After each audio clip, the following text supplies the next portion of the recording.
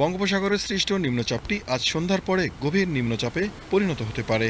এর ফলে আগামী ৪৮ ঘন্টার মধ্যে এটি ঘূর্ণিঝড়ে রূপ নিতে পারে, যা বাংলাদেশের সুন্দরবন ও ভারতের পশ্চিমবঙ্গের উপকূলে আঘাত আনার সম্ভাবনা রয়েছে।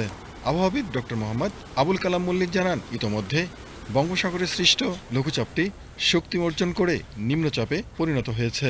এখন পর্যন্ত নিম্নচাপকে যদি আমরা তার ইনিশিয়াল স্টেজ ধরি, তাহলে সে বাংলাদেশ পশ্চিমবঙ্গ উপকূল অভিমুখ করে আছে।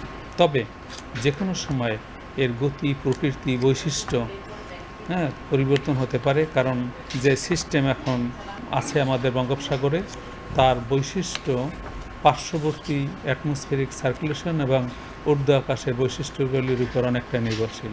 সেই কারণে এই মুহূর্তে আমরা যেহেতু বলিনি এখন পর্যন্ত যে এটি ঘূর্ণিঝড়ের রূপ নিয়েছে, সেই কারণে এখনও ট্র্যাক নির্ধারণ হয়নি। তবে নিম্নচাপকে আমরা বেসিস ধরে যদি তার অভিমুখ চিন্তা করি, সেটি বাংলাদেশ পশ্চিমবঙ্গ বরাবর অভিমুখ করে আছে।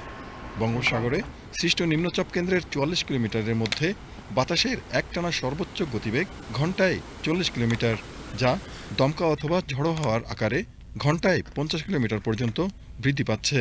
এমন পরিস্থিতিতে উত্তর বঙ্গোপসাগর ও গভীর সাগরে অবস্থানরত মাছ ধরার ট্রলারগুলোকে পরবর্তী নির্দেশ না দেওয়া পর্যন্ত উপকূলের কাছাকাছি এসে সাবধানে চলাচল করতে বলা হয়েছে।